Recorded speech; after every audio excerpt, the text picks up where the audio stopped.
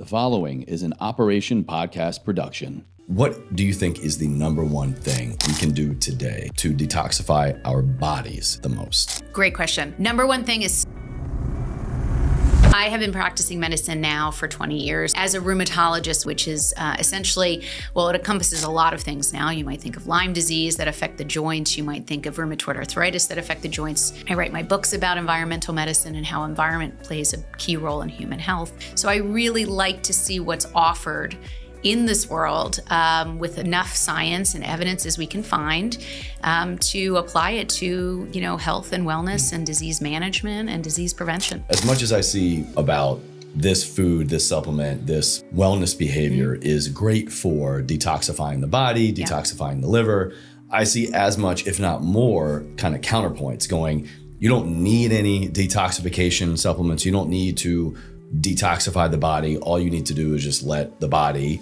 do its job. Is that a fair statement? Hi, everybody. I'm Dr. Aly Cohen, Integrative Rheumatologist and Environmental Health Specialist and author of the new book, Detoxify, here with you on EverForward Radio. So this is EverForward Radio.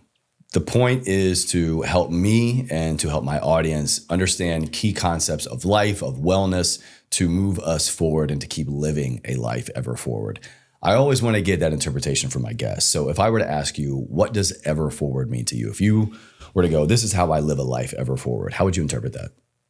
Well, I think resilience is just so critical. And in the world that I live in, which is medical training, medical information, keeping people healthy, I have lots of, sick and well patients for the last 20 years, Ever forward is the inspiration to keep going, despite obstacles that include your health or, pain control. There's just so much. But ever forward means keep going. That there are answers, and I like to bring answers to people's worlds if I can.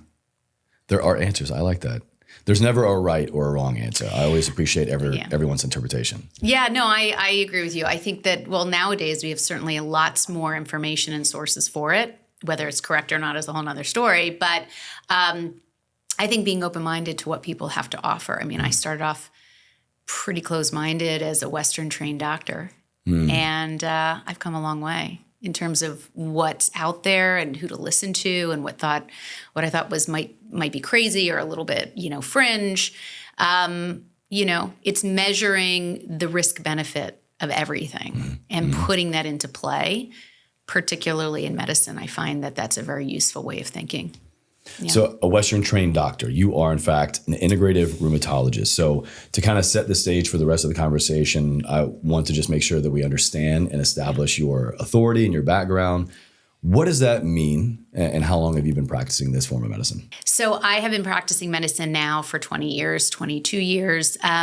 As a rheumatologist, which is a specialty off of internal medicine, I was trained in internal medicine first, had to go through medical school, medical training as an intern, as a resident in internal medicine. And then I chose a specialty called rheumatology, which is essentially, it encompasses a lot of things now. You might think of Lyme disease that affect the joints. You might think of rheumatoid arthritis that affect the joints. So originally it began as sort of a field around joint pain. And it's evolved, into so many different other areas in that time period. But internal medicine, rheumatology is a specialty in Western medicine. Then I went on to train in integrative medicine, which is a holistic approach. It's very evidence-based. It's board certified. It's a real thing. And I was lucky to train with Dr. Andrew Weil and his program, which was the first to train physicians. And that was, he started that, I think, in around 2000. But that actually really opened my eyes to a lot of different topics. And I eventually made my way into environmental medicine as an area of research.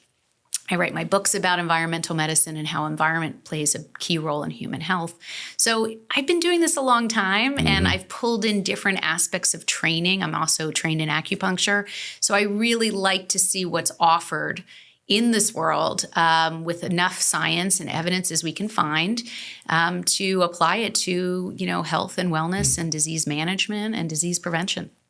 I love it. I'm a huge fan and advocate for this East meets West kind of approach to medicine because it's worked immensely for me over the years in both acute and chronic issues. But I really appreciate that as well, because when I hear that When I see that someone's still practicing, a little bit of foot in both doors, it tells me you are very open-minded and there are certain things that this train of thought teaches us and we can apply for our health and wellness. And then other ways that, hey, let's stay creative. Let's explore old world modalities and just really see what the body responds to, because I believe every body is so unique and different. We have a lot of tried and true things that work, but hey, let's leave some room for exploration and leave some room for things that maybe can provide us relief, but we don't have that just hardcore, typical scientific answer for. Yeah, well, I think having done this job for a while and seen as many patients and ailments and, used many medications in the world of rheumatology, people need medications. So we need Western medications. The question is, how reflexively do we need those medications? For the vast majority of conditions, we really have chronic illnesses. We have things that we can put thought to before initiating those medicines, compared to, say, acute medicine. When you end up in the ICU, you need medicines, you need them quickly. So I think that judging that, triaging that decision-making is really quite important. And I've also come to learn that medicine is not an exact science. And there are so much spaghetti on the wall, trial and error. I mean, I can just speak as a rheumatologist who deals with, 20 years of rheumatoid arthritis as an example. When I was in training, they just developed biologic medications, which is a class of medications that kind of hits the immune system higher up in the immune cascade. And since that time, which was very shocking and amazing at the time, in 2004, I guess it was, that was the first, drug that came out that worked as it did for rheumatoid arthritis. And it really, it really upended what we were doing for those patients at that time to keep them less disabled, less pain, more function. And we now have over 20 medications for that in that area in biologic therapy. Do all of them work on the same patient? No. Do all the mechanisms of those drugs work the same in the same patient? No. And so there is a lot of spaghetti on the wall medicine that's Western that we have to appreciate. That despite all the great medicines that are developed, we also have to know that they don't all work for everybody, and that there's a risk-benefit ratio in terms of side effects and risks and which patients can take them. And that being said, when you plug in a whole nother world of tools, Eastern medicine, acupuncture, mind-body medicine, vetted supplements, and I say this we'll get into this, I'm sure, but vetted supplements that have evidence to them in terms of their ability to decrease inflammation. And then you also understand how our environment has changed so dramatically over all of these millennia, and understanding how to get back to a place with lesser triggers to our body and our immune system. All of this put together is a gestalt that really, I'm proud to say I feel like I'm getting a handle on. Yeah. But by no means would I ever say that I've reached the finish line.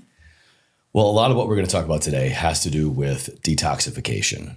And before we kind of dive into the thick of that, I want to kind of just get a few like hard-hitting, maybe top of mind foods and supplements and things, because at least for me, when I hear detoxification, there are a lot of maybe biases or certain expectations of what I've read or see on social media. And so I would love to kind of just run through a couple rapid fire with you. Top 5 foods to detoxify your body. Foods with potassium. Yeah, foods with potassium are great. We know foods like potatoes have even more potassium than bananas. And really? Yeah. And you can even boil, by the way, people don't know you can boil banana skins and actually get quite a degree of potassium from the skin. But there's lots of ways of getting potassium, but it goes to the question of, do we get enough potassium in a routine diet anyway? I mean, and I'll talk to the deficiencies that I've seen because it plays into detoxification. But potassium, is important. But I would say if I had to renumber or rejigger all the, the list that's about to, come out, I would say water is probably number 1. And I say that that's separate than food. And I know we're going to get into food. But when it comes to foods, it's really interesting. I look at, certainly whole foods that have not been processed, made into ultra processed, concoctions, as being really critical, because the more simple the food you eat, the more it's in line with our genetic template for millions of years, right? I often try to bring people back to perspective of where we are. We have evolved for millions of years. And it really hasn't been until, say, the last 100 years of our whole time on Earth that humans have experienced such an explosion of environmental chemicals, but particularly in food and water and that type of thing. And so when I think about, you said foods, and I thought the first thing is it has to be clean. Like it almost, if it's a whole food, it almost, in my mind, the quality supersedes the macro. Let me hold you right there, because Yeah. I want to get into this, and Yeah. we will, but just for the sake of this Okay. 1 through 5. Sorry. Let's go. No apology needed. Like, you know your stuff, and this is great. So I know it's kind of hard to be asked a question about one specific thing and not I'm just talk so excited, about Chase. I can't grab it all at once. It's So when exciting. if you were to go, hey, 1 through 5 in terms of importance or efficiency when it comes to detoxifying the body, Yeah. where would you rank potassium? Well, I think potassium would be pretty high, but not so much as, in my opinion, I don't think of it as necessarily detoxifying mineral or vitamin, really. So maybe 4, number 5? Yeah, like, maybe or 4 or lower? 5. I think of, things like foods that have potassium in it, certainly, like cruciferous vegetables, way at the top. Exactly, yeah. That's exactly what I'm talking about here, foods with potassium. Yeah, absolutely.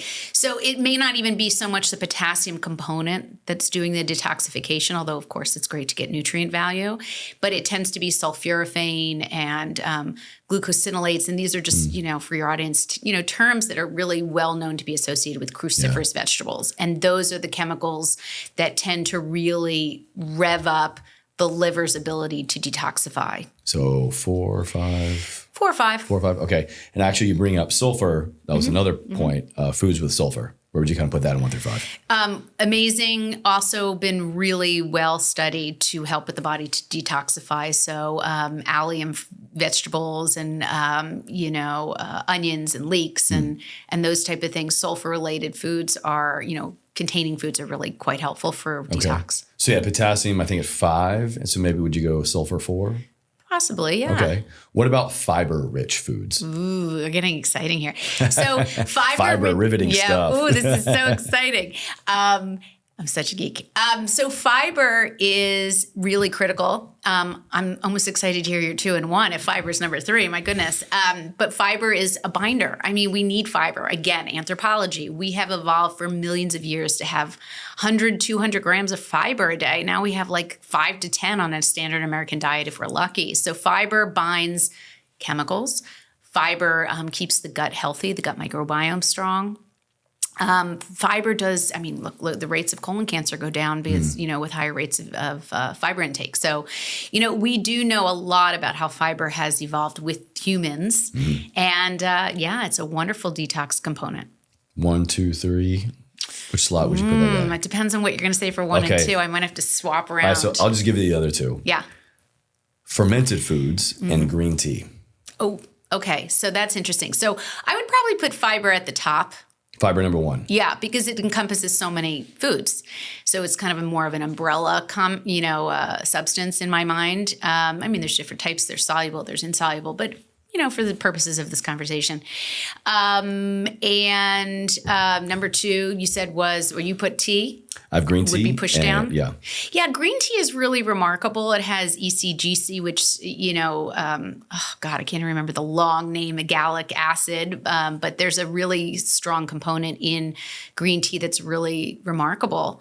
And it's antioxidant, components. It has certainly effects on the immune system, which is my area.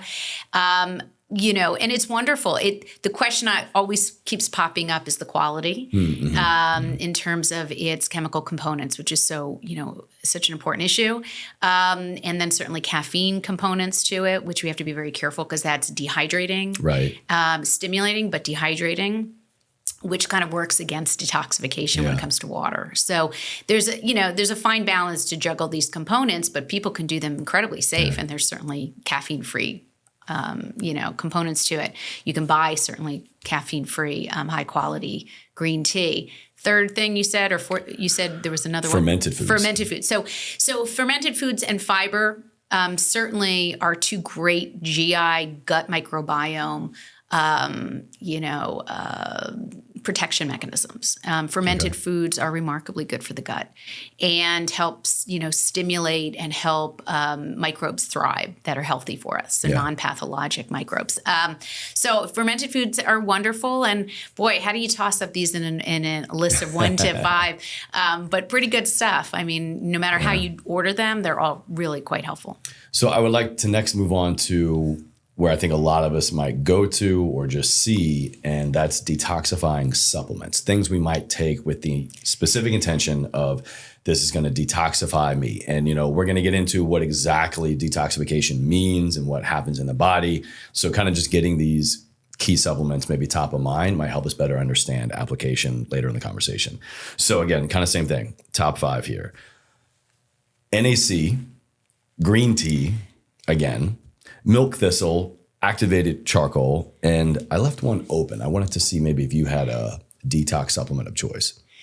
So when it comes to detox supplementation, I'm very conscious of, sort of what they're made of, what's their quality, and that kind of thing. Go through that list one more time. Activated charcoal. Okay, so let's go one by one because I'm older than you, and this is like not a good test for me. When strong coffee. If you were to show me pictures, I'd get them wrong after you flip them over. So just be conscious of my age, okay? I got all kinds of nootropics over there. We can get your brain firing. Yeah. Please. So, activated charcoal is interesting. Charcoal runs with a lot of bad characters in general. Charcoal. So again, there's no real way that I'm able to suss out that there's some type of organic, USDA organic form of charcoal because it's not in our food system.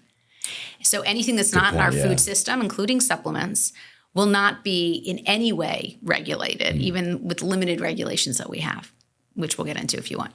But the idea is that activated charcoal really can have some bad players in it in terms of how it's sourced, how it's packaged, how it's manufactured, any fillers, where it's drawn from. It could be naturally occurring heavy metals. It could be naturally occurring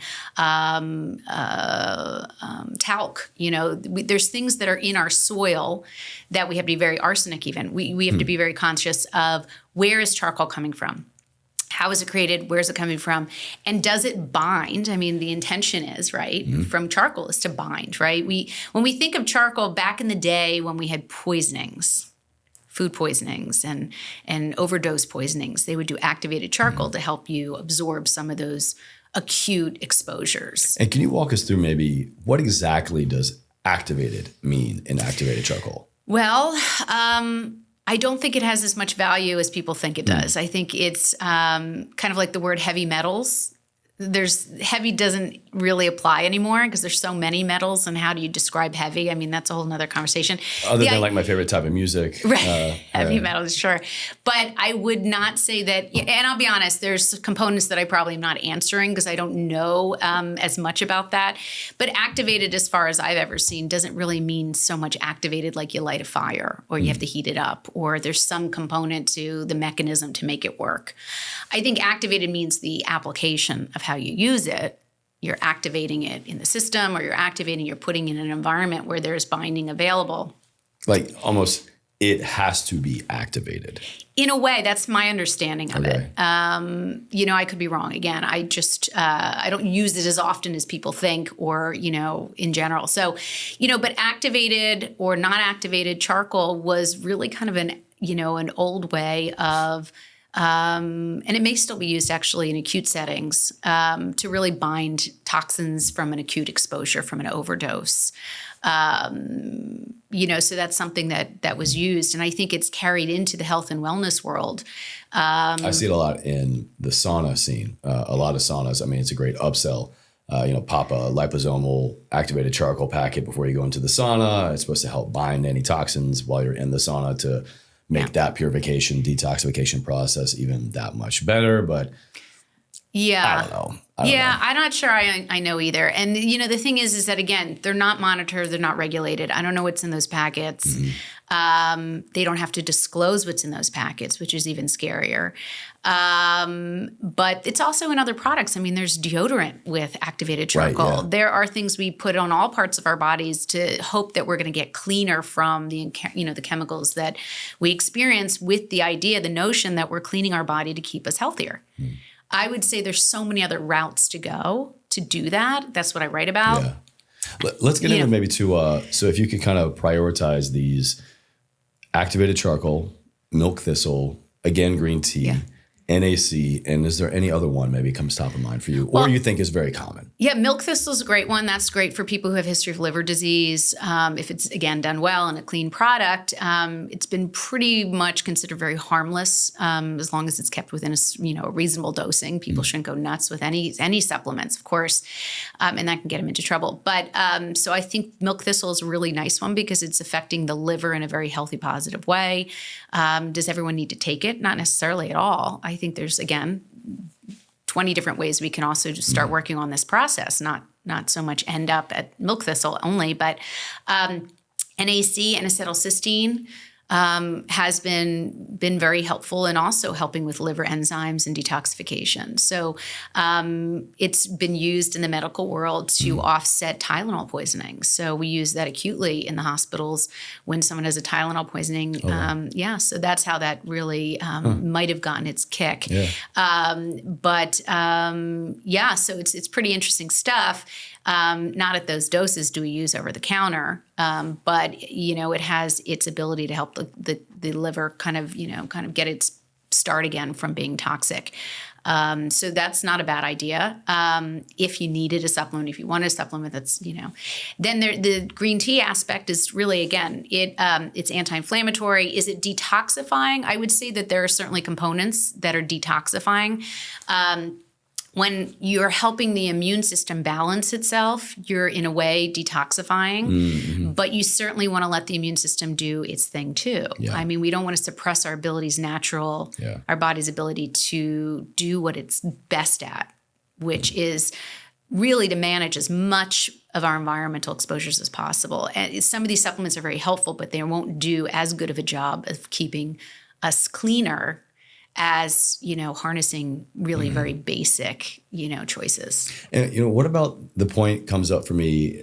There's a lot of, as much as I see online about this food, this supplement, this wellness behavior is great for detoxifying the body, detoxifying the liver. I see as much, if not more, kind of counterpoints going, you don't need any detoxification supplements. You don't need to detoxify the body. All you need to do is just let the body, i.e. really the liver, do its job.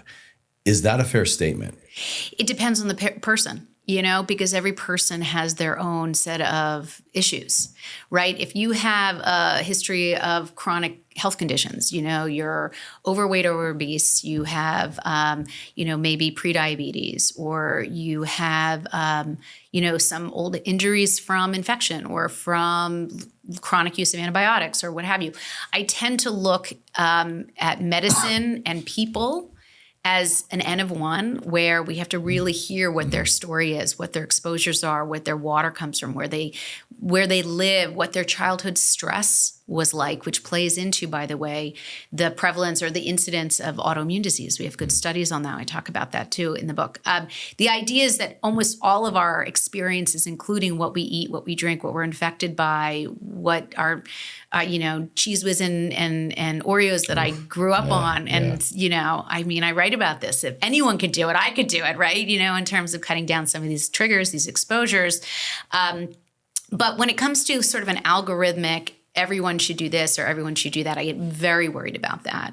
That's how Western medicine works. If we want to think about it, right? We have to have algorithms for public health measures, right? There's no better way to help masses of people than to have policy and oversight and to really, that's how we had better sanitation. I mean, this is why we're living in a world with far fewer infectious diseases because of some of these modalities that are for the masses. Yeah. When you're talking about individual risk, individual health, potential, I think we now know so much about what our environment does in terms of those things, and how it lays the groundwork for potential disease. It's your exposome, your epigenetics, where you can affect how the genes play out. You're not going to reorder the genes. You're not going to affect the genes necessarily, but you're affecting the proteins that sit on the genes and will allow those genes to express as disease or to stay quiet. And that's what we have a lot of control over. So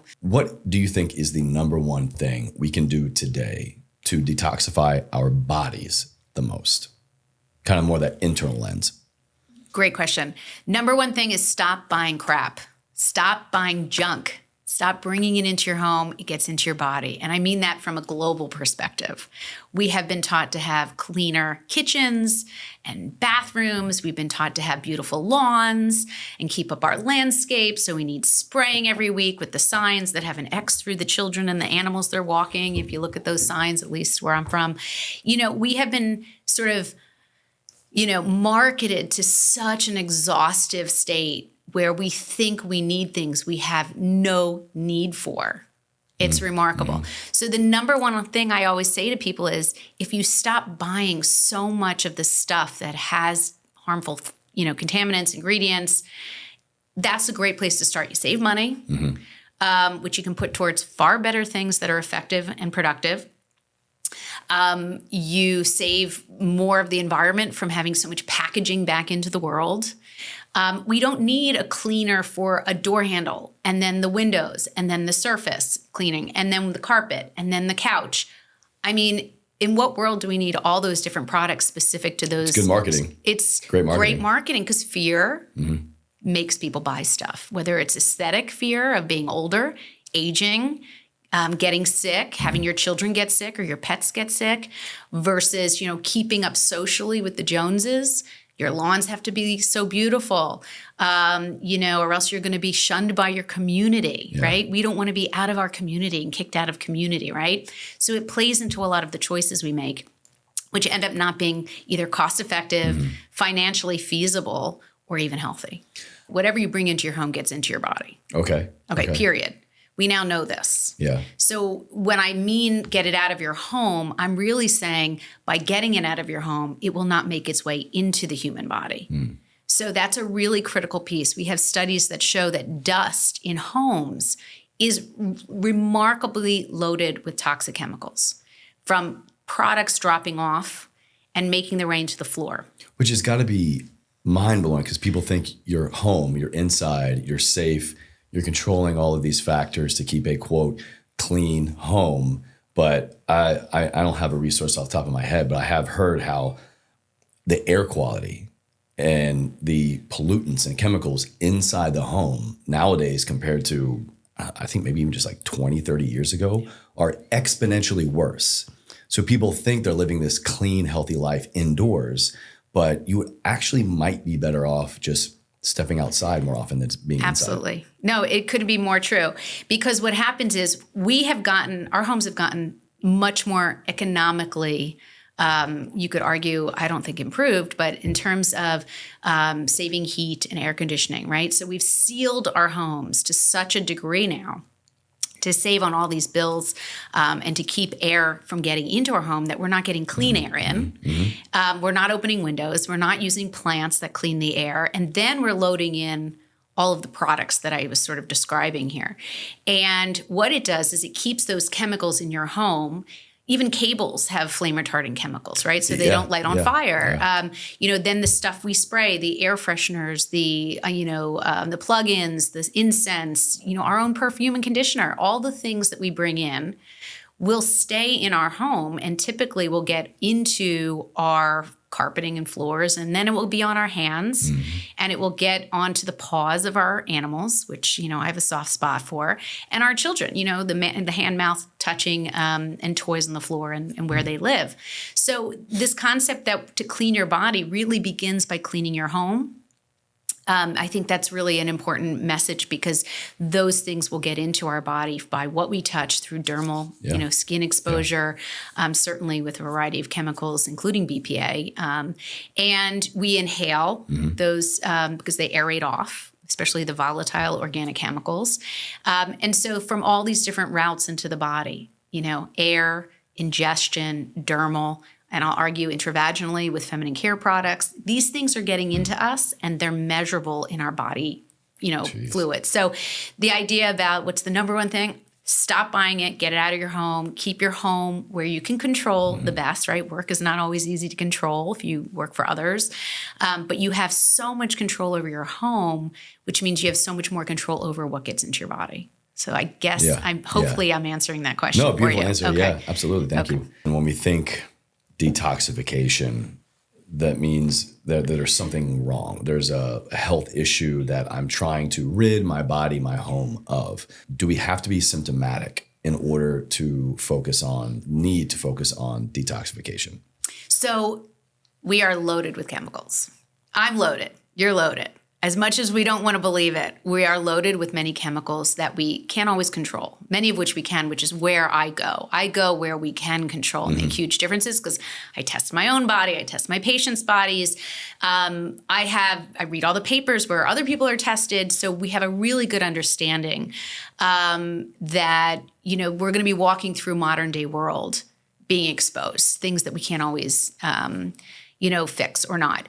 Those chemicals don't always, as you said, show up as a rash, show up as heart failure, show up as chest pain, show up as something where we can tangibly feel, or see a cause and effect type of experience. Now, there's some dermatitis experiences where people touch things and within a certain range of time, they'll have a rash, they'll have a redness, they'll have something that makes them feel that they had a reaction. But the vast majority of the chemicals that we're now kind of exposed to in the United States, which runs around 95,000, that are allowable chemicals that are not required for testing for safety or toxicity before going into the products that we use and we love and we put on our skin and we eat even. There's a real problem that these chemicals are getting into our lives, and we're filled with them. There was a great study in 2005. It seems like an old study, but it's almost emblematic of where we are maybe today. But Environmental Working Group did a study where they took the cord blood of 10 babies. These are the cord between mom and baby. Umbilical cord when the baby's born, and they tested that blood to see what was in it. And this is in 2005. And they found over 275 chemicals that were industrial chemicals. Some of them are legacy chemicals. Meaning what? Meaning they were banned, like DDT, from decades before. And so it gets into our environment. If those chemicals can't break down, they will they can show up because they may take longer than other chemicals that break down, say like BPA, in about a 6 to 8 hour time period, that half-life. So there are chemicals and their properties vary, but knowing that and knowing which classes do that gives us more control out of, over getting them out of your body. And I can give examples of that. But the idea that these chemicals don't necessarily have to smack you in the face to give you problems is the whole basis of the work that I put together to show the research on that over time, extremely low levels of exposures can increase risks for various health conditions. Yeah, that was going to be my next question. It kind of just made me think, well, I think it would be ignorant to think that we can just live our lives today in the modern world, unless you're, in the woods somewhere, you made a log cabin living off the land kind of thing. But if you choose to wake up. Even those people are contaminated. There's studies on that in the backwoods of Maine, and these people have been tested. I believe it. It's so interesting. I mean, could we not make the argument that, we're going to be exposed to these things, and if it's not causing a problem, if I'm not symptomatic, if I'm not having a health concern, I'm going through my life, year after year, just because it shows up in some kind of test I do at home or a lab, with my doctor, is it really a problem? Well, I guess the question is, if you're a mixture of chemicals and your body becomes kind of a mixture, a soup of many different chemicals, what is the threshold by which your body then has too much? And the triggering of a mechanism like hormone disruption, endocrine disrupting chemicals or EDCs they've been studied to affect the normal physiology of hormones that we've had for millions of years. So they can do lots of crazy things. That's why they're called hormone disruptors, because they can increase receptors and they can downplay quantities that are made. They can mimic estrogen and testosterone. So they're mimickers. Then they could also have immune system effects, not just hormone effects, some of these chemicals, which is what I write about. So the question is really, we don't know each individual's threshold. And the development of disease is this really kind of intricate dance between our genetics, our lifestyle, and our environmental exposures. And two of those three things we can really make a difference in. And I'm offering that up because the science backs it. So if we can lower these low-level exposures that don't necessarily cause us problems, but knowing that in a mixture of our body, over time and fluidity, we get exposed to lots of different things, right? We go to different places, our age group, you could be drinking all day and, in college, and then you go off and then maybe you're in an apartment that has lots of vinyl flooring and whatnot. There's so much variability to our lives. The question is not to get freaked out. It's not that's not the messaging that I want to show people. I want to show people that within the choices that you have within the context of your life, there are many good ones. And that when you make better choices, you lower exposure. And when you make you lower your exposure, the science shows that you're lowering your risk of those diseases developing. So even if it doesn't show up, by having good behaviors and good habits that begin, and I say early because I teach high school and middle school too, to give them ideas about this. Yeah. The earlier you start the habits, and they're good. These kids are good at it. I mean, these kids I can even talk about my own kid. They know how to look up their products. Yeah, are you finding that this next generation actually cares about things such as toxins in the home and, things affecting their bodies like at this level? I think if I were to talk strictly about, say, my own 15 and 17-year-old and a lot of the middle and high school students, they are really worried about fitting in, looking good, and getting girls or boys or whatever they're interested in. Classic teenager. And it drives their decisions, but they are savvy enough to know that there can be junk in them.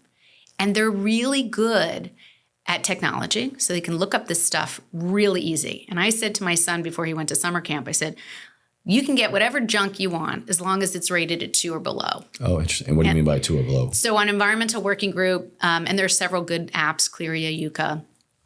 They pull from a lot of the same data, by the way, so it's really kind of interesting. But it's Healthy Living is an app from Environmental Working Group. They're very reputable as a group. I've worked with them, Ken Cook and all those folks. They have created a database called the Skin Deep database where you can actually look up your products. So when I go teach high school, I toss these items at the kids and they giggle and they get all uncomfortable and then they go right at it and they look them up. And I say, well, what's in them? Yeah. And then they choose better. And so when it comes to this decision, this population's demographic, which is so critical because, by the way, hormone disruption, this is the hormone demographic, right? Absolutely. And so we want to consciously be thinking about sort of this demographic who uses the most products in 24 hours than any other demographic by age. Really? Oh, yeah. On average, 17 products in 24 hours. Why them? For Why teenagers. So many products? Because they just want to look good and smell good and they want to be like, I'm telling you, the stuff that I hear from my kids, it's like they're always into something cool or new or something they saw on TikTok.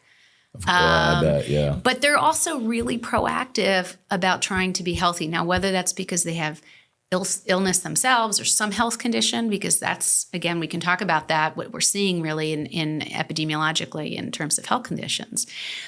Or they have a family member that's sick, or whatever it may be that's driving them, they're very conscious about their bodies, but also in a good way in terms of making choices. And it's really the best demographic to grab a hold of when it comes to educating. I speak to every demographic, and there's never a time when you should not think about it, even the elderly, believe it or not. Yeah. But, the idea that we're shifting disease to younger ages, and these diseases, especially autoimmune and rheumatologic diseases that I write about, they're occurring in families or in people, I should say, with no family history.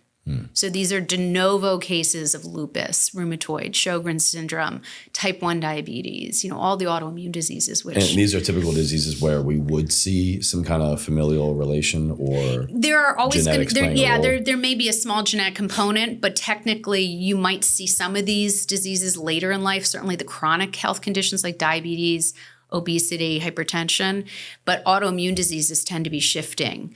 They're shifting younger, and again, de novo cases. And people want to know why they're getting sick because they wouldn't have expected it. They wouldn't have had it in their family. They don't think that their lifestyle is, they're not going out and doing horrible things in their lives. And so there's this sense of why me and when did this happen?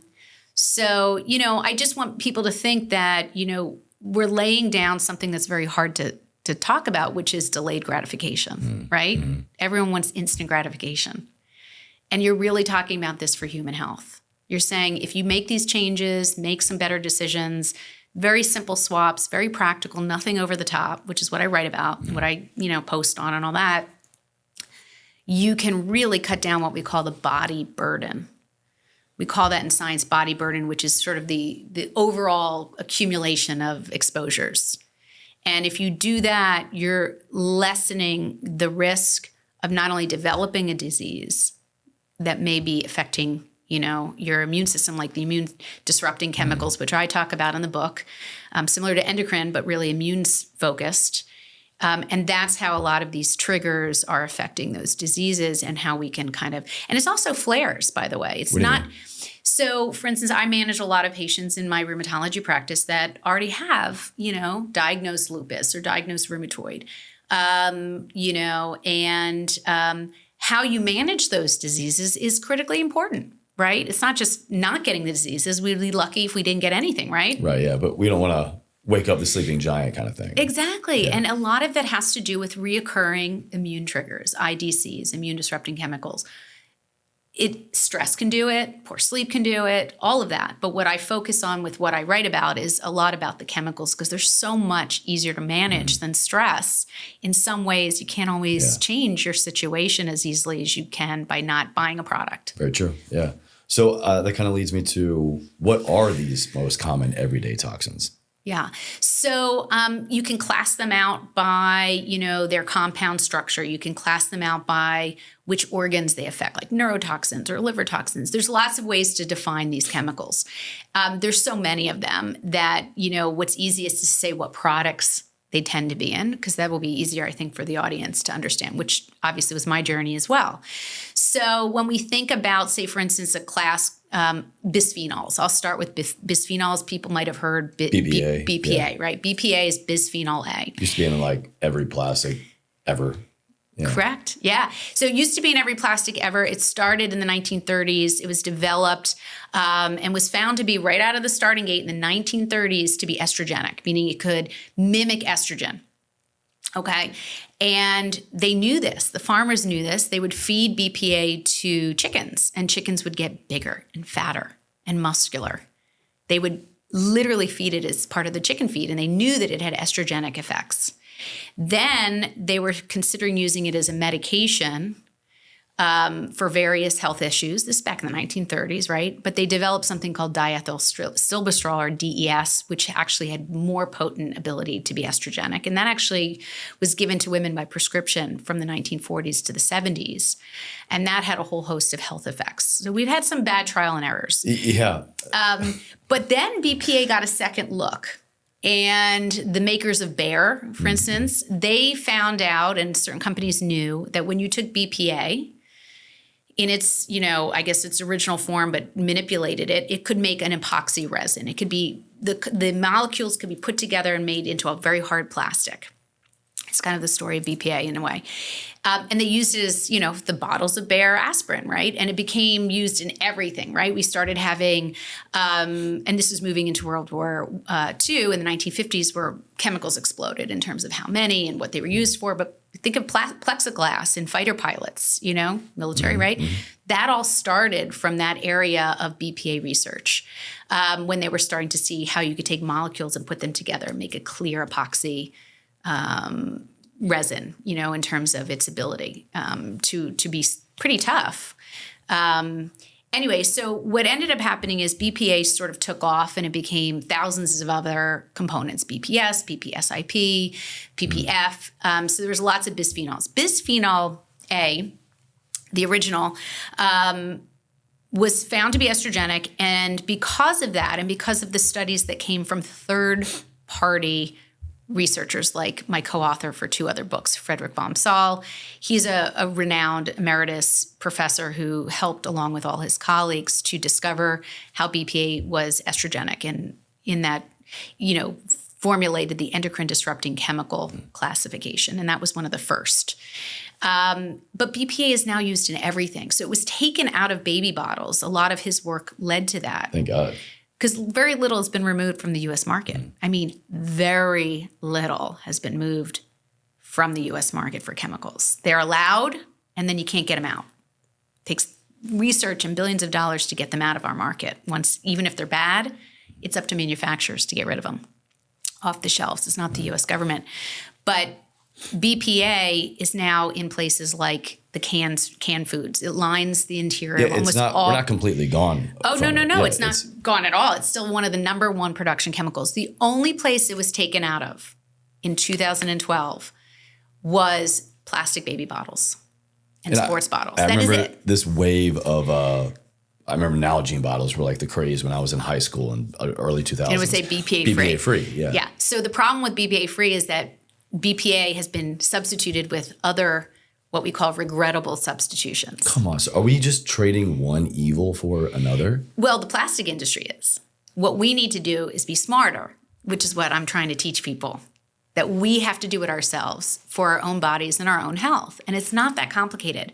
In other words, instead of having any type of plastic where some company says it's BPA free, but by the way, they substitute like 3 other bisphenols that can do the same thing or worse, why don't we just go with glass and stainless steel? Yeah. Why don't we take materials that we now know and we're going back to the matrix is so strong that nothing can leach from them, even if they're heated up.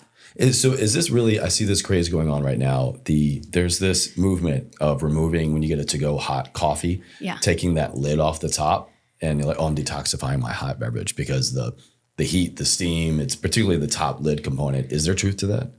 Well, I love the fact that someone's even considering that, like when did we think like that? That's wonderful. But I will say that ideally, not just one off, but ideally the best way would be not to have the cup at all, because we know that plastic lines paper cups. Well, it's like the interior. It's like, is it a wax coating or a plastic coating? It's a plastic coating. Oh, really? If it was wax, you'd see it go to the top when it's heated. But technically, it's a plastic coating. And here's the thing. We don't know what kind of plastic coating. We don't know what's in it because it's not required to be tested or to be, shared with the consumer. So again, I'm very realistic. I color my hair, not that anyone can figure that out. I have fun. I eat, Skittles here and there, and I do some stuff here and there. But I've moved from where I was living with this stuff to a place where I feel like I've drastically reduced those exposures. And not only that, I test my own body for it. So I can kind of see some of my behaviors on one level. But what I look at is the epidemiology of huge studies that are well run. And that's what I like to share because that guides my choices and guides what I share with audiences. Speaking of plastics, talk to me about microplastics. I feel like that's all I can read about in the world of toxic chemicals, fertility, and just kind of like the root of all evil these days. I feel like we're seeing a lot of microplastics rise to the top. What's going on with that, and what role do microplastics play in the toxification of our homes and bodies? So microplastics you're like you said, it's really making the headlines. And whenever we see things in the headlines, we think it's the only thing to be talking about. But I will tell you, it's making a lot of headlines because it's the research is now evolving to look at these things, right? I will tell you that for decades, we didn't have the research. No one wanted to fund these studies. Now we know that they didn't want to get caught. Well, it depends on who's funding it, right? Because the only people that are looking into these studies are really people who don't have skin in the game to get, in trouble with the companies that are making them. Yeah. So that leaves only a small group of, maybe academics and people who are untethered, so to speak, to be able to do this work.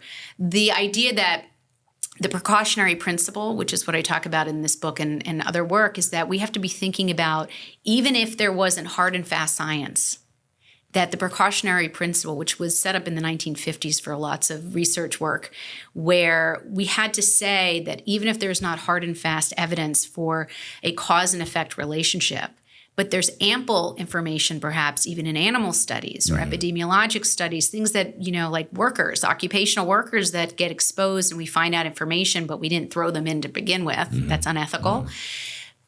The precautionary principle says it makes good sense not to do it if we have alternative choices and it's not a big stretch, right? The precautionary principle means let's take caution, let's not jump in, knowing what we do know, even if it's not hard and fast cause and effect. Because cause and effect is very hard in humans, right? Because we have so many confounders.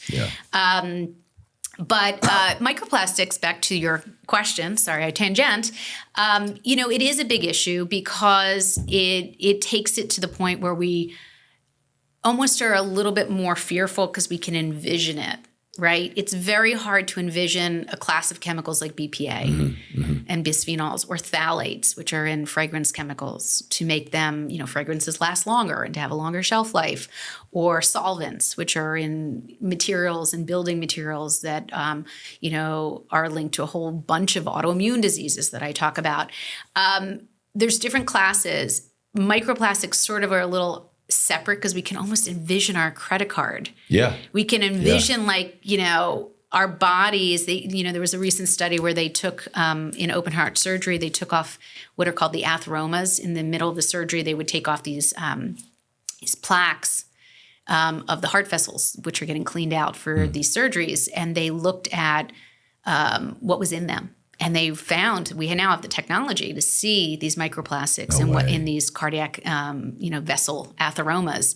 They're also in blood. They're also in breast milk. They're also in brain tissue. They're in placenta, and they're also in, believe it or not, testicles and in penile tissue. So the sexier you get with how you frame it in the media, the more attention you're going to get, which is not a bad thing. Yeah, I heard this stat. I might be butchering it, but I think something like currently about half of all men, or there was a test of men in their sperm, and about half of them all had microplastics in their semen, just kind of like testing off the street. So think about that. Whatever the percentage is, I don't care if it's 10% or 50, it is there. And just think about that. As someone who recently, got pregnant, I'm like, man, so you look great, by the way. Thank you. We're just I'm passing that off to my son. Any percentage of what creates life, I only want to be healthy as possible. So just to think now, it's so much more real for me that any part of that could be, detrimental to my future son's health is scary. It's terrifying. It's terrifying. And, it's often when people become parents that they start to wake up to this, which is not. This has been top of mind for me in my world for a while. But now ever since this year, I have been diving so deep into water purification, air purification. I got air purifiers in the house. I'm getting a new water purification system, getting all the chemicals out, cleaning, getting new furniture. And it does make you kind of think, I care about my health. I care about my family's health and, my partner, whoever's in my home. But man, when I found out that we're going to be bringing new life into this world, times a million. Like nothing is good enough almost in a way. I'm trying to down throttle myself and not get too carried away. But it really does make you think and really kind of pulls up a big magnifying lens to what am I bringing into my house? And all good instincts. And I applaud. Look, I did the same thing. I was eating Cheese Whiz in McDonald's drive-through with my first child. I couldn't take enough of the pancakes and what have you. So, I've been through this also. And a lot of it comes with maturity and kind of understanding your place in the world and, kind of feeling that there's an after you, so to speak. So I applaud anyone at any stage in their lives kind of cleaning things up a little bit, no matter. It could be a cancer. It could be your mother. It could be your own. It could be autism. It could be any number of exposure to an illness or condition that makes you, inspired. But certainly new life, absolutely.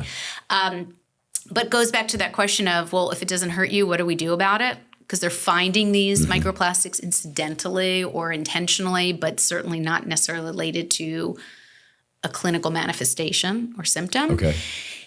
what are plastics made out of? So microplastics are really teeny tiny pieces of plastic, right? Everyone can wrap their head around that. The question is, well, what are plastics made out of? They're made out of the BPAs.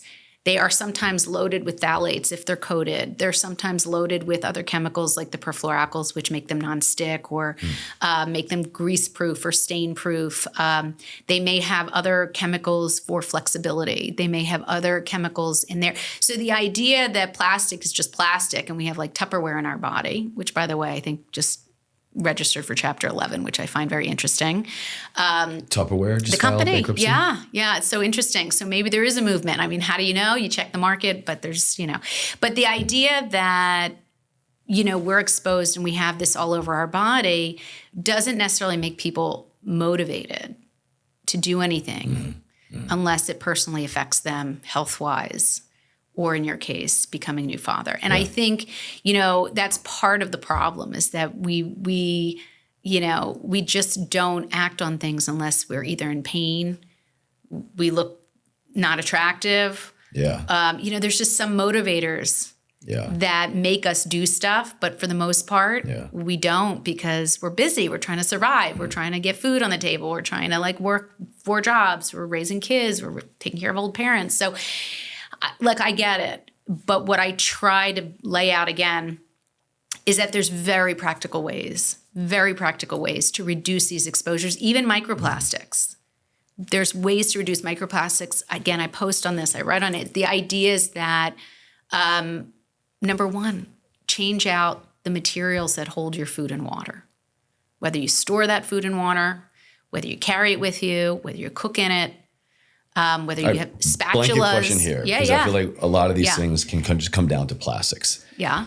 Would you say it would behoove me and my audience to eliminate plastic as much as possible in terms of plastic containers, cooking with it, storing with it, water bottles, anything, everything? Should I focus on getting rid of plastic to live a more detoxified life? Yes. Very simple answer. There you go. I like it. Because here's the thing. Again, risk-benefit ratio in medicine, risk-benefit ratio in life. It's an easy swap. I always love the easy stuff because I'm like, that's easy. You know, that's simple. And it's even probably cheaper. When I go out for, takeout food, I bring my big stainless steel camper. You betcha. I have a relationship with our Indian food people and our Chinese food people and all our favorite foods that we love. And here I am thinking, I've got my to-go water bottle I keep with me everywhere. I've never thought about bringing a to-go food container. That's what my book is for. That is what I post on. I'm trying to give people ideas that Which is stainless steel, by the way. Yeah. Interior. What's the top? She got me. Okay. Plastic little sippy top. Right. So you really haven't done the full Monty on this. The idea is that you don't want, if you're going to do it, I mean, come on, you're making the effort, you're bragging about it. I love it. But you got to get away from the plastic straws, the plastic top. It's more effort to unscrew a top. We're like an effortless society now. Everything is like sit on your couch and let the world do it for you. We got to get back into doing it ourselves. We have to scrub the stainless steel pan and not rely on the ceramic, whatever it is, coating or nonstick. We got to get back to basics. Vinegar for cleaning and, Castile soap and, sea salt for scrubbing. We don't need 20 cleaners. We can make one that cleans a lot of stuff. If you want to get rid of, infection in your home, you got a new kid coming, you take a little isopropyl alcohol to clean surfaces if you really needed to go that far. But soap really breaks up lots of things, soap and water, basic. Just the idea of going back to what our grandparents kind of used, that really just makes sense. And from a scientific perspective, we know that those chemicals are far safer if you do them right. Let's talk about air. What contributes most to home air toxins, and what can we realistically do to detoxify the air in our homes?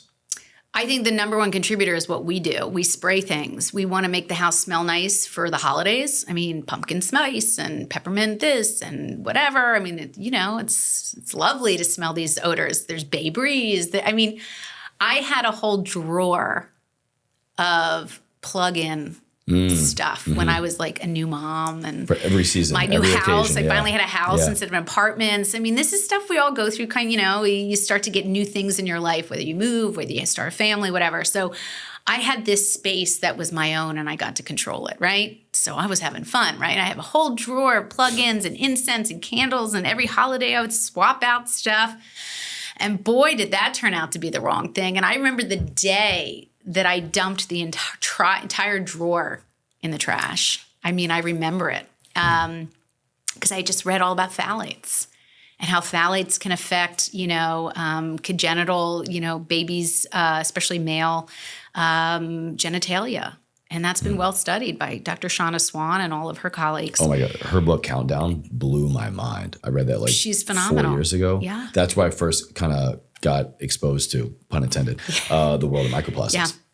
Yeah, so her work has been remarkable, and I've worked with her too. But she, this is science at the academic level, not selling products, not, you can really hear what they're doing and understand what they're doing and what they're showing.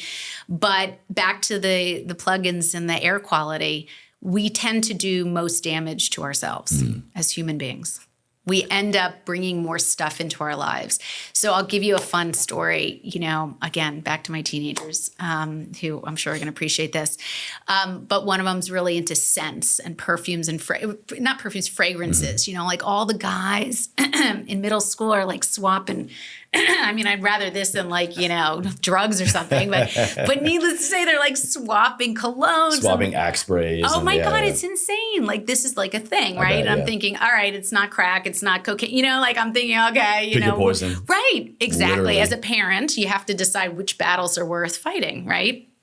So, and he doesn't listen to me with anything, right? Like here I'm writing, stuff and whatever. He is careless. But I said to him, what I decided to do is, first of all, he was sneaking this stuff and as if it was like really, clandestine. And I said, well, why don't we do this? Let's do an experiment. And I basically ordered non-toxic fragrances, and I don't share brands or anything, as you probably know, because I'm in academics. But I found brands that were on, Healthy Living and these apps that were really good at doing this. Like Environmental Working Group is a very good consumer advocacy group that does this vetting of products, personal care and cleaning and all that stuff. And I found some fragrances and I bought them, and it was like sort of a sample pack, what I found. And we sat and we sprayed on cards because he knew how to do this. Yeah, of course. And he would go, he does like the big stores, and he would go like this, and we would kind of rate them. And then finally I found one I liked and he found he liked, and we both got perfume, colognes. And I guess they're like, male and female odor scents now. Like you don't even get female perfumes and male colognes. This sort of like merge a lot of these scents. Oh, interesting. Huh. It is. And they smell good, but you can sense a little bit more of a feminine odor, maybe more than a male. Right, but anyway, we just had fun with it. And the idea was I am dealing with the hardest critics, my children, right? The ones who don't want to listen, don't care, have all the body image problems that teenagers have, and, want to get pretty and less, clean skin and meet the girls and whatever. And yet I'm finding that there's a crack in it where they really do want to learn and understand. So he's now trained, or I guess worked with his friends, and they got some bad ones in there in terms of colognes, but boy, he shows me what he buys, and it's pretty interesting. Yeah. I recently got a home air purification system called Jasper, and this isn't a plug or anything. They're not a sponsor, but I was really amazed at how it works. It's kind of like, for lack of a better term, it's automated. Mm-hmm. So as I would cook, or if I lit a candle, oddly enough, this kind of blew my mind the most, when my wife, 2 rooms down in the house, so we keep the Jasper in our kitchen. We got a bedroom and then another bedroom. When she uses her hair dryer, that air purification system goes haywire. It goes into overdrive. So basically, as things get into the air, it will kick in to purify it more. And the hair dryer is probably the thing that it does the most. Besides that, if I overdo it, I cook steak a lot with butter, grass-fed butter. If I get a little carried away with the butter and kind of burns, that really sends it off as well. And so that's been eye-opening, because these are things that we've been using a lot in our house, cooking certain things, the hair dryer, certain candles, incense, not all the time, but, trying to set a vibe here and there. And I was just blown. So if this thing is working baseline, and then based on what I am doing at my home, it is kicking into overdrive, how long have I just been exposing myself, my wife been exposing herself to all of these, I mean, I don't even know what, but just now to have something in my house showing me that has been very eye-opening, so that if I choose to light a candle, if we get a candle, bring it into the house, I'm scrutinizing that label and ingredients a lot more, or even not even using things as much as I used to. Yeah, and I think that you're getting sort of tangible information from what you've chosen to sort of motivate you. Yeah. And again, that's why we lack that in so many of these chemicals that get into our bodies, that they don't have an alarm system. And if you're going to test yourself, any given test for chemicals gives you that moment, right? Tomorrow it might be different. You might have washed out of certain half-lives of chemicals that are broken down. You may have stopped having canned food for a week, which is, again, a great story and a great Harvard study that they did. Just changing out lunch to clean homemade soup versus they used Progresso in the study. Yeah, you're talking about, I think I know what you're talking about. It was the study of just introducing canned soup into a diet of a group of people. I think 75 people. Just a couple days. Yeah, just over 5 days and then a 3-day washout. And the same 75 participants had just clean soup and nothing else changed. So it was Progressive for 5 days, Progresso, then 3-day washout. And they had an 1,100% decrease in BPA in their urine, which is how it's tested. And BPA, again, has a 6 to 8 hour half-life versus a lot of other chemicals that have varying half-lives, which means how much 50% breaks down in, one period of time, then the 50% again and 50% again. That's how half-lives work. But it goes to this question of do you need to know it exists to do the work? And I would say to you, you don't, because I'm very cost conscious. I want people to know that what they change doesn't have to be costly. And I'm telling you, people are already exposed. So here's what you do. You swap out your cans to frozen foods. You can reduce those canned BPA chemicals, the epoxy lining. Is this all cans, or is there something when we go grocery shopping? Because canned foods are, very economical. Yeah. They have a long shelf life. People are putting them in their bunkers for prepping, so to speak. So having food is good. Saving money is good. Is there something that we can be looking for in canned foods that might be a better option? Pretty much nothing. Nothing, really? Yeah, well, so there's very few companies, and I mean few, maybe like 0.001% that will actually have a coating that may be made out of vegetable oil, like made out of oleoresin is one of the substitutes. Again, we're not really allowed to know, and it's very hard proprietary-wise to understand some of these concoctions, but only like 0.01% of all cans is not made with BPA. Wow, and we're talking organic foods. I mean, people are thinking, it's an organic product, USDA organic, which is the only thing in this country that has teeth in the U.S. food market. And organic food just coated with microplastics. Well, yeah. I mean, essentially BPA, I don't know about microplastics. I haven't seen those particular studies, but it wouldn't surprise me. But the idea is that you can, by changing that behavior, and by the way, when I talk to different groups of people, different socioeconomic backgrounds, it used to be in the old days that BPA was, that canned food was the only way to sustain poor communities. It turns out that's not the case. That people can buy frozen USDA organic foods, and they get the benefit of not only having USDA foods, which are not allowed to have genetically modified ingredients, they're not allowed to have synthetic preservatives, colors, taste chemicals of any kind, coloring, and artificial and manufactured, pesticides and manufacturing chemicals like, farm residues and that kind of thing, fertilizers. But the added value of frozen organics, besides being accessible, in every big box store in the United States, has their own organic frozen lines of vegetables and fruit. It's really true. I think, isn't Walmart now the number one distributor of organic foods across America? Could very well be. I remember Target years back never had a competing frozen organic people until all of a sudden I started seeing they have their own line. So it's very lucrative. But the beauty of frozen USDA frozen organic foods is that those products, that produce is actually frozen the second it's picked. For freshness, but also it maintains all of that nutrient value. Yeah. So what's beautiful in a food system that we have, again, very little control over, I always talk about the serenity prayer and everything I do, right? What we have control over and what we don't, and having the wisdom to know the difference. But in the food system, which is getting a lot of attention as it should, we have very little control of how our food is grown and picked and manufactured and shipped and how long it stays in kind of sub-10 temperature refrigerators before it goes for 4 weeks to another store, because that's how they maintain flow in case there's a blight on some, crops or what have you, to go to a big box store. The idea is that it maintains all its nutrient value when it's flash frozen. Fresh doesn't. Fresh can often, unless you have the beauty of having a farmer's market like we have in New Jersey.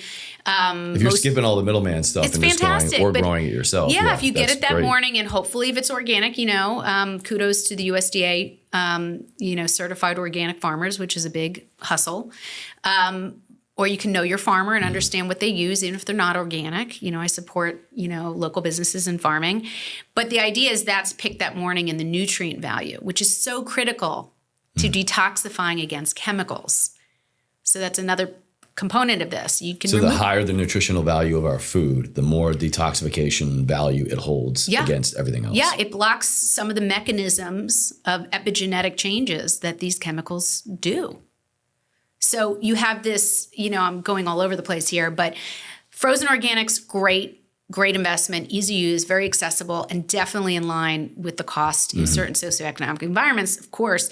But buying in season, there's so many hacks that, I like to lay out and give people ideas, because not everyone is in an area where there's a great supermarket, right? Not everyone is living a life right now where they're exposed to organic or fresh foods, because they could be traveling abroad or, traveling at all, or, living in a dorm room or, an apartment. There's so much fluidity to life. Yeah. And I think that has to be something that people think about, like, okay, you know what? Right now I can't do much, but I'm going to plan to keep doing what I can. And that is what I think everyone can do. But yeah, I think that there's so many easy hacks, but part of Detoxify, the book that I wrote, and part of, the messaging of how to succeed at reducing illness or managing flares or controlling our chronic health conditions is not only removing a lot of what exposes our immune system to be triggered and these immune disrupting chemicals, but we have so much science on the foods and the components of food that actually offset what we call DNA methylation, which is the changes to our genes. Our epigenome is essentially what we're manipulating by lifestyle, by choice, by products. And I think if we understand the science on it, people will get it and they'll start harnessing some of these very simple swaps. It's not complicated. Trust me, I didn't know anything. Yeah. And it's taken me 15 years, and hopefully it'll make people won't have to wait 15 years for this information. What about our water? Are there chemicals, are there things in our water, and I'll say just, typical public drinking water, tap water, that we should be worried about in terms of toxification against the body, and how do we realistically detoxify our water? So my favorite topic, hopefully maybe another book in the future, I will say, because it's just such a dense topic. I'll tell you, the punchline is easy. The punchline's easy. It's the story I want to give.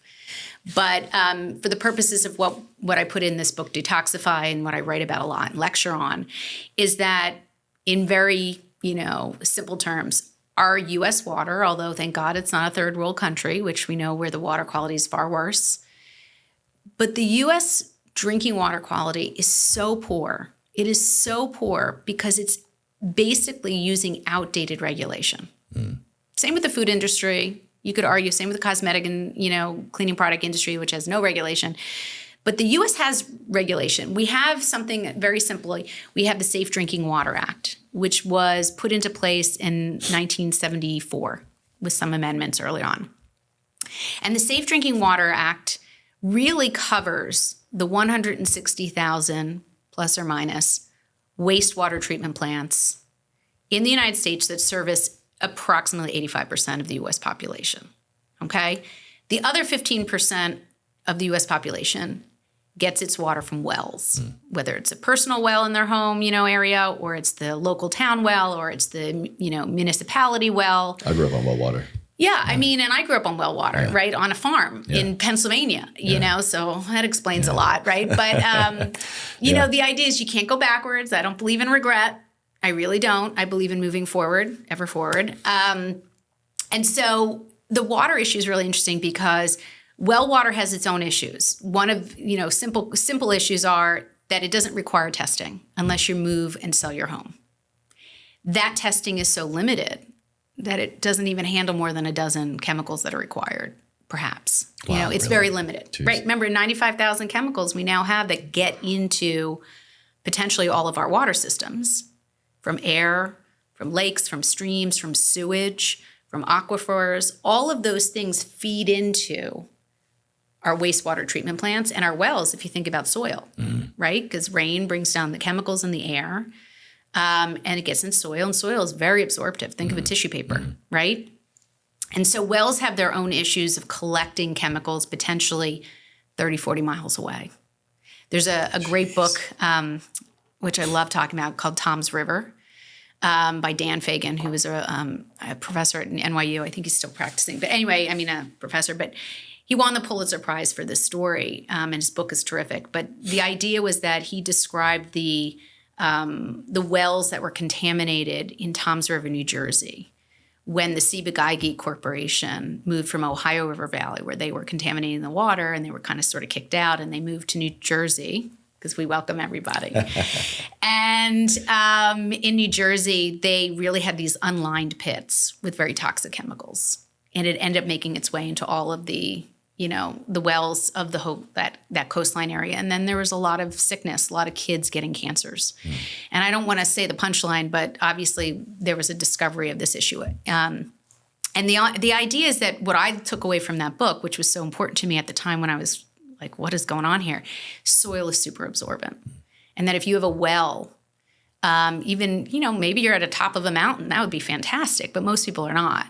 And so soil being absorbent collects water from rain, from floods, from a lot of the things that we're dealing with now in terms of natural disasters. So we have to really be thinking about wells. Now that's 15%.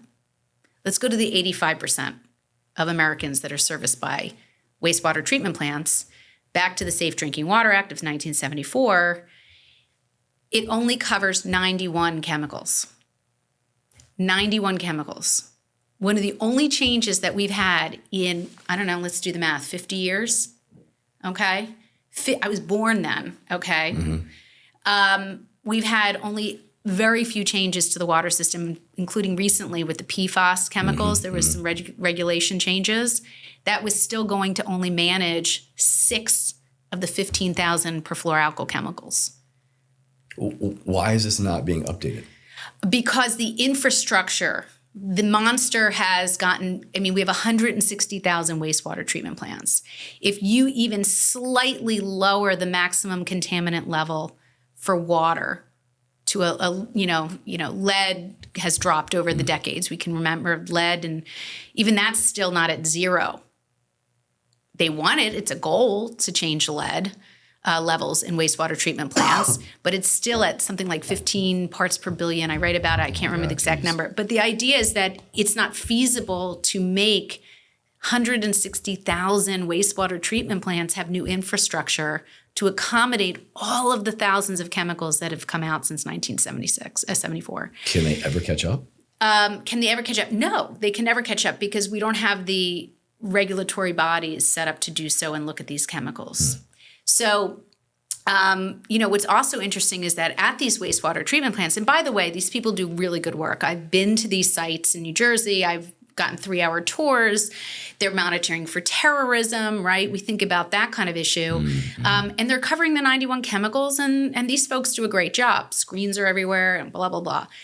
But the problem is that wastewater has to be treated. That's why it's a wastewater treatment plant. The sediment has to be removed. The chemicals the water has to be cleaned. So they add in detergents, chlorinated detergents, other types of detergents that when they mix with debris can create other chemicals, volatile organic chemicals. The detergent chemicals don't get removed after they're added. The chlorine is added, doesn't get removed, and it ships right out of the wastewater treatment plant through PVC piping, 20, 30 miles, possibly lead in your home or infrastructure, to your home and to your glass, or to the restaurant that you're eating at. People don't think like that, right? I never did. So should we just stop drinking tap water? Well, I think, instead of freaking out, which is what I kind of did, and I was on the ledge for a lot of years, and now I'm off the ledge because I think there's ways to think about this. you want to do 80% good, 20%. I think to myself, like 80-20, what's a good ratio? We can aim for 50-50 if you're not even close, or even 10, who knows? But whatever. Point is that you move along, this journey of making changes. And one of the things I say about water is the best way to manage, whether it's well water or tap water, who cares? You're going to fix it when it hits your home. When you're going to use it to drink, use it to cook, use it to maybe take a bath, wash your kids, wash your pets, whatever. I don't particularly like people spending a fortune, and it is still kind of a fortune, what it depends on your means, but $5,000, $4,000, $6,000 to do a whole house filter to me is not cost effective yet. And I've watched these, all of this stuff shift in terms of pricing. I think it's much more effective to do, a shower head that has a carbon block that you can, filter head that you can get at a big box store for $20, really. And I write about it. Yeah, I got one. I think it's called like Jewel. I'm butchering the term, but I got it at Erewhon, and it's great. It's like a pitcher filter. It's kind of like the drop-ins we used to, and I used to have one of those pitcher filters, and they were pretty expensive. You bought a lot of those drop-ins, and you changed them every 3 to 6 months, and it kind of added up. But those same carbon block, maybe activated charcoal carbon, carbon, that can be put in a shower head, and then you can get replacements, and it's not expensive, and they can be found. I buy them for my my shower heads.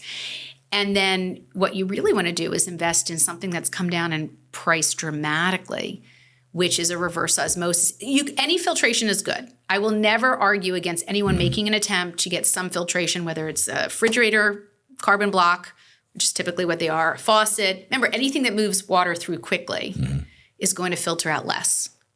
Anything that moves through slowly, which is reverse osmosis, going through 3 canisters more or less into a tank. So you make water kind of while you sleep. And there's a waste issue, which people always ask me. And then there's also, is the water dead? It has no minerals. Okay, we'll get there. But I same questions every time, which is okay. But the idea is that reverse osmosis is the material that is so tightly woven that it has such small pore size, nothing gets through by size. It doesn't know a mineral. It doesn't know lead. It doesn't know PFAS. It doesn't know good from bad. It's simply based on compound size. Fun fact, my dad is a kidney specialist. He's 85, still practicing. He's he basically brought dialysis, which was when we didn't even have kidneys for people, to commercial market in the 70s. People don't remember when we didn't have dialysis or kidneys, but fake kidneys, so to speak. Needless to say, water for dialysis patients in the 70s was mandated by the federal government to be reverse osmosis water. So why wouldn't we all want that? Precisely. Why shouldn't that be the mandate for everybody? Precisely. But it was designed, interestingly enough, to be small enough pores to catch viruses and bacteria, because simply that could kill a dialysis patient who's immune compromised. They had no concept of phthalates, or I just spit, I'm so excited. They had no concept of phthalates or BPA or compounds that were bigger, because there's nothing bigger. They're all bigger than a single-celled organism like virus and bacteria. So, if you get that, you're good. But the idea that it's still, my dad still gets checks from the federal government. The water people come every month, and he has to do a tour of these tanks that are reverse osmosis water for these dialysis patients to, move through their blood and clean their blood. And, now that these RO filters are somewhere like $275 for mine, and they used to be thousands, and I've watched the market, and now I'm like shouting on mountaintops because isn't that a better system where you pay up front $150 for a plumber to do it in 1 hour? By the way, 1 hour. They take longer, you're gotten taken.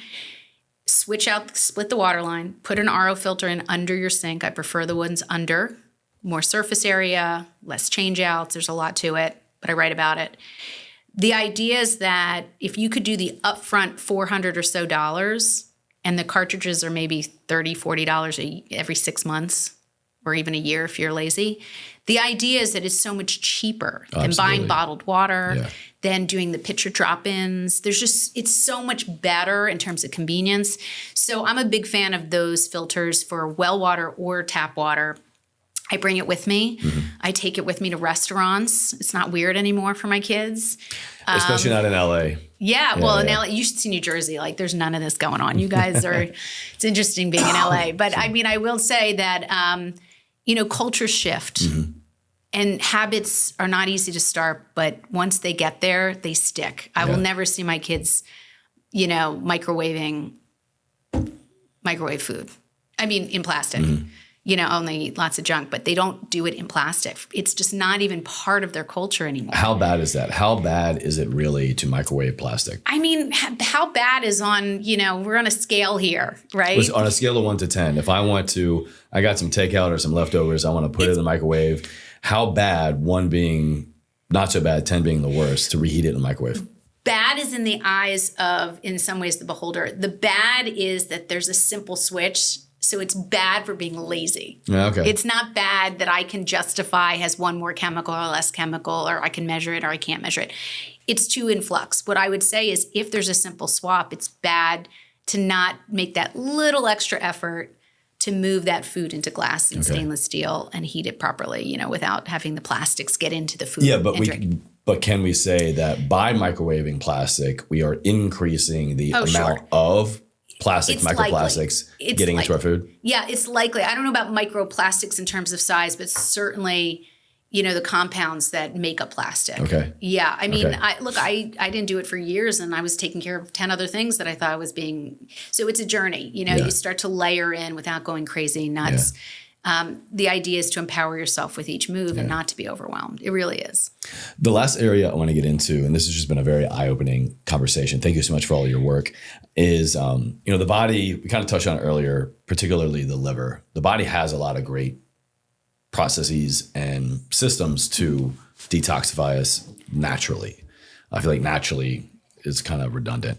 But when we talk about the main detoxification pathways in the body, what are they? How do they work? And how can we really optimize our body's natural detoxification systems so that we maybe don't have to worry as much? Yeah. And I hope people aren't worrying. I mean, there's such a balance to motivate. So I'll begin to answer that question with a very, a little background. I studied anthropology in college when I was still going to bars and drinking, having a great time. And I was studying anthropology because I kind of was fascinated by how we got here, in simple terms. Like, what, And I think it's played into everything that I do and write about, because I think it's too simple to think we just plopped here with nice shoes and great cologne, right? So when I think about what your question is, I say, well, why aren't we harnessing the physiology that we've evolved to have, even though it may have problems given our modern day onslaught of chemicals that our body never has seen in 100 years, literally 100 years, even though we've walked the planet for 4.5 million. The idea is that we want to utilize what we have capable. Is it always effective? Maybe not always, but certainly we could at least start there. So when it comes to detoxification in terms of the ways that I list, you have to first clean out your body with clean water, because otherwise you're just filling your body up with everything you're trying to get rid of. Okay. So you have to stop the input, okay? And I'll give you an example. I go to the gym. I usually don't because I like to run outside. But when I go to the gym, I always find it interesting that people are sweating and working and they're doing all this great activity, and then they get into the showers. And on the walls are 3 bottles, body wash, shampoo, conditioner. Yeah. And they're loaded with chemicals. In fact, you don't even get to see what the product is because it's stuck to the wall. You can't get them off. It's just like blue, orange. And they have a great name. Cream. Right. Yeah. They have a great name. I don't even want to promote anything, but they have great names to think that you're cleaner and sweeter and everything is better because you're now showered after your great workout. Well, long story short, you literally just sweat it out. Physiologically, anthropologically, evolutionarily, a lot of toxins, because we have studies on that. I talk about them in the book and in previous books. That's one of the points studies. Of sweat. Yeah. Right. Sweat was one of the best mechanisms we've ever evolved to have to get rid of components in our body, waste debris from cellular activity. I mean, it doesn't even have to be toxins per se. It can be just our waste material. Our body makes, a whole bunch of waste products, right? We pee and we poop, but we also have stuff that comes out in our skin. And so these people, and myself included, gets in the shower and all of a sudden you're inhaling the phthalates, you're breathing it in, you're lathering on this stuff, and you're walking out as dirty as you walked into the gym. Oh, come on. Don't tell me that. Yeah. I mean, Really? You might feel good and I feel good, but I'm just saying it to me, it's like, guess how easy it is to bring your own stuff. Or would we be better off to just rinse off, just water, nothing? Yeah, rinse off water. How about not even showering? I mean, if you can get away with the stink, anthropologically, we have a whole microbiome on our skin. What is so terrible about not showering as much as long as you don't stink? So if I go work out or if I'm physically active and I sweat. Yeah, towel off. I mean, Okay, so get it off the body. Yeah, you don't want to just necessarily walk around sweaty, but I'm just saying the point is that I think we over clean. It's like our homes. It's a metaphor. We are over cleaning a system that was beautifully designed to help us detoxify. So then is it really that we just have the complete wrong idea, or rather, let me say that again. Do we have a misconception about clean and unclean? I think so. I mean, I think it's a great question. I think there's clean to an extent, right? We want to have sterile procedures for medical surgeries, and we want to have, public water that's not going to give us cholera, you know, and, we want certain cleanliness, but maybe the question is, do we go too far? And how do we rein that back in? And that is a lot of what I talk about is I'm trying to rein back in some of the perceptions that we bought into just from marketing and life and growing up and comparing ourselves to others. I mean, it's all natural, right? We're human. Yeah. But I think what we may want to try to do on our own journey, in our own perspective, is kind of tone back where we are and thinking about what goes in, on, and around our bodies and trying to limit. And I always talk about feminine care products. There's a world of cleanliness around feminine care products and the female anatomy that is so crazy because we're built to actually have a self-cleaning mechanism in the vaginal canal. Yeah, you all have a totally other separate, like, I'm going to butcher the term. Microbiome. Another microbiome. Yeah. And I give this example, if you have people listening, is that like when women take antibiotics for any reason, maybe they have a cold, flu, something they have to take antibiotics for, they'll often get a yeast infection. Well, why is a yeast infection happening so often, so associated with many antibiotic courses? Well, it's because you're killing off the bacteria in the body pretty generally, which includes the vaginal canal. And what do you think is balanced in the vaginal canal? The microflora, which includes yeast naturally. We do have yeast in there. That's part of our being. So that's usually an overgrowth of, microbes that are yeast as opposed to, and so then eventually it goes away, or you treat the yeast infection to create balance. The immune system's the same way. Yeah. The hormone system's the same way. Our microbiome's the same way. We have to kind of go more towards balance than kind of like getting rid of this and getting rid of that and knocking out this, because that's really where a lot of human disease, certainly immune system disorders, have been traced back to, is sort of this imbalance. And while we're living at such a heightened level. Well, Aly, this has been incredible. I just want to say thank you again for coming on the show. And for everyone listening, as this is coming out or very soon, your new book will be out, Detoxify, the Everyday Toxins Harming Your Immune System and How to Defend Against Them. I'll have all of your book and your information down in the show notes, the video box for everybody. But is there anything left to say that we haven't, or is there any other fun fact, tidbit, aha moment that you want to just leave the audience with? Tidbit, fun fact. Look, I am with everyone listening.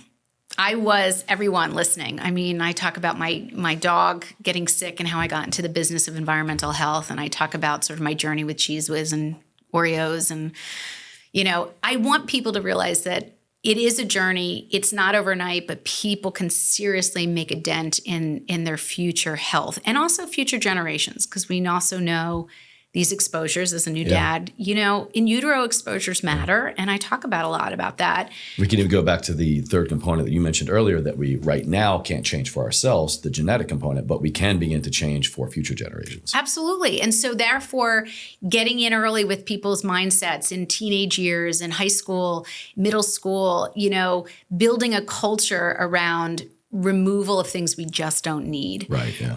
And listen, some people are going to say, like my hair, like, I'm not ready yet, right? But maybe I do 90% better with everything else I'm trying to do.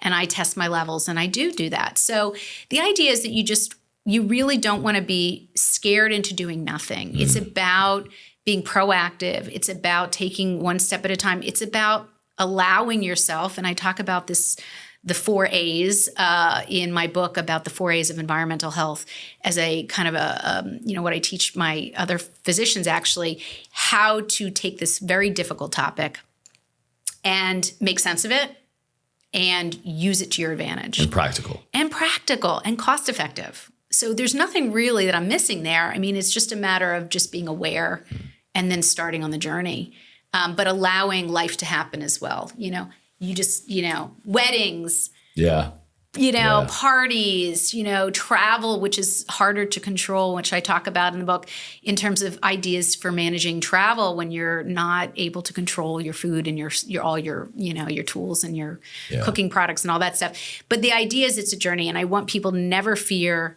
diminished or overwhelmed. It's about jumping in at your own pace. And we know that there's definitely benefit at the end of that. So keep people motivated. That's what I like people to hear. Well, this is fantastic. Thank you so much. Thank you for having me, Chase. Boom. That's a wrap. One last ask is if I could get a little intro clip, please. Yeah, sure. So I have my guests just introduce name, title, and then welcome to Everforward Radio. This is Everforward Radio, something like that. Oh, okay. So you mean me to promote? So I'm going to have you look right in the camera, and this is going to be like the intro, little beginning portion. So how much do I say about me versus you? Okay, very brief. So give me an example. I'm Dr. Aly Cohen. Whatever you would say, maybe just real quick to describe yourself professionally. Author of Detoxify, and this is Everforward Radio. Welcome to Everforward Radio. The whole thing should be like 5-7 seconds kind of thing. Okay, so not really my whole CV. No. All right, okay. And I'm gonna grab my phone to do a little side behind the scenes clip. And also let me pull this off. I always like to say I'm a rheumatologist because that would perfect. No one else is doing this from my field. So. And if you want to snag your glasses, maybe I'll put this there. Is that actually? And with that, so I turn the mic. There we go. So that was good. Okay, cool. And then